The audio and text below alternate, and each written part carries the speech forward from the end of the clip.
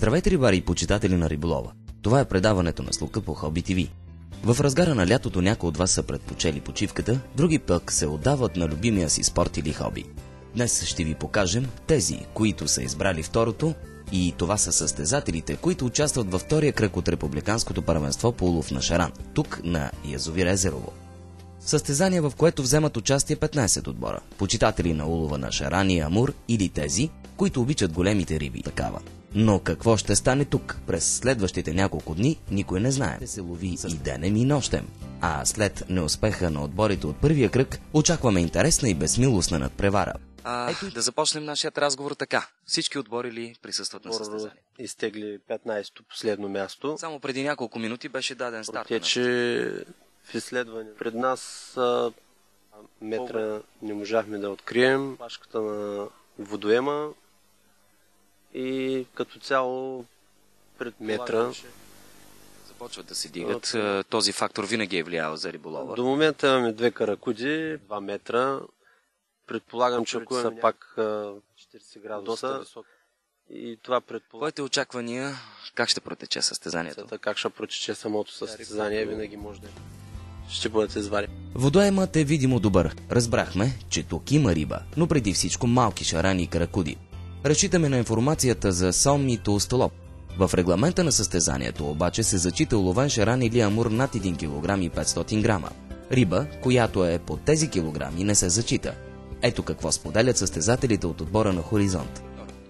Вашите първи впечатления първо за водоема? Имаме тук в полите на Родопите. Може би са редки. 2,50 дълбочина. Ние сме на около 4. 3 до 4 метра. Да се завърти рибата, дете има дума. Така че... Вчера подготовката в какво се състоеше? Примерим дъното. Напред от брега на 100 метра. И решихме 2 пръчки на 80, по-към брега на 40-50 метра, топчета, царевица, коноп, пелети. И участват на такъв форум и сенчести места, но други не.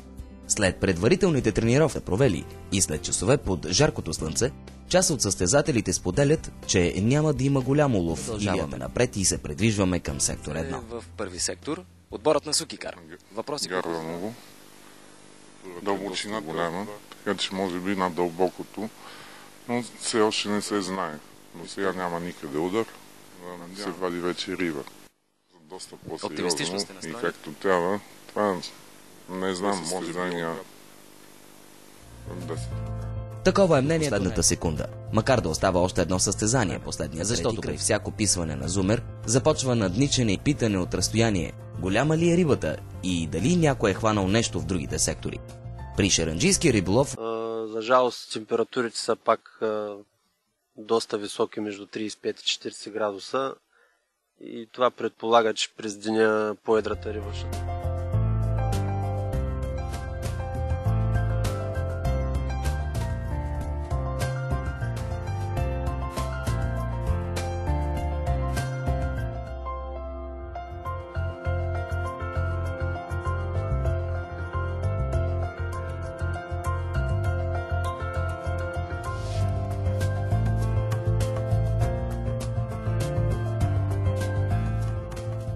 Рано сутринта ние пристигаме на водоема и разбираме, че има уловени шарани, но само 3, които са над 1 кг и 500 грама. Най-голямата риба е в живарника на Корморан. Нека да го видим.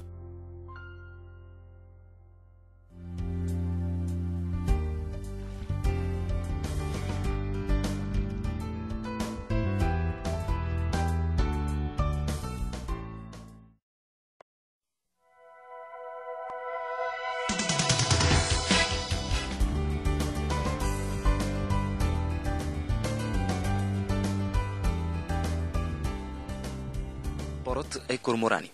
Тук до мен са Стефан и Николай. Предимно са дребни рибки, язовира пада доста дълбочина. Другата е на 3,5 метра навътре.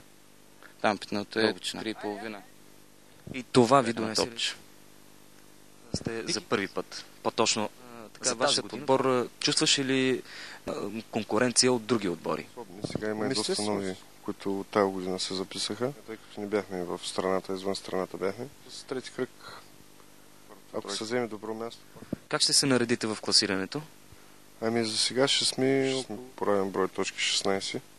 Влизам в национална или не. Ще бъде интересно за нашите 600, които също влизат в... По-точно в колко часа?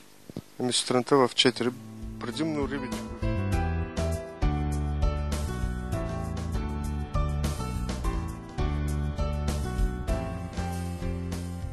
Както казах преди малко, нека да видим монтажа, който ви донесе протеиново топче. Да, протеиново топче, пуп, така нареченото, което се повдига.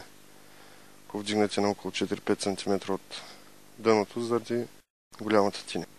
А от тук нататък на отбора какво предстои? Само след малко пък ще проследим и самото награждаване.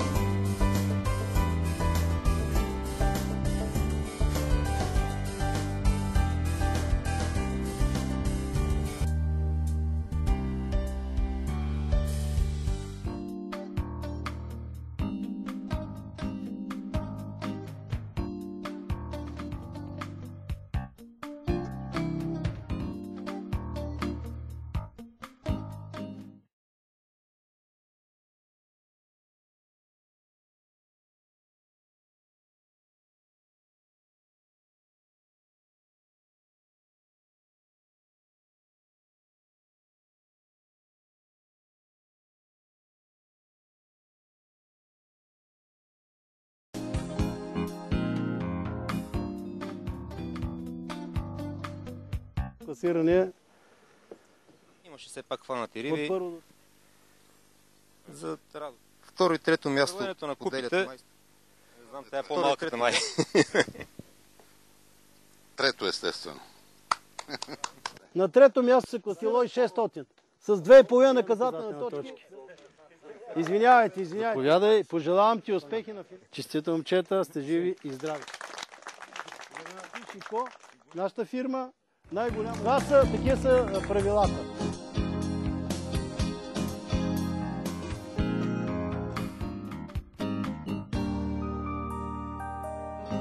Като проследихме и награждаването на победители световното, как върви подготовката и кои ще е печелено, сигурно с много потно и с много нерви. Състезанието се получи, рибата беше доста малко. За другите, за съжаление, нямаха уловени. Горе-долу добро състезание се получи. Малко времето беше доста топло, така че какво да ви кажа. Някой отбор чувствахте ли го като голяма заплаха, като конкуренция?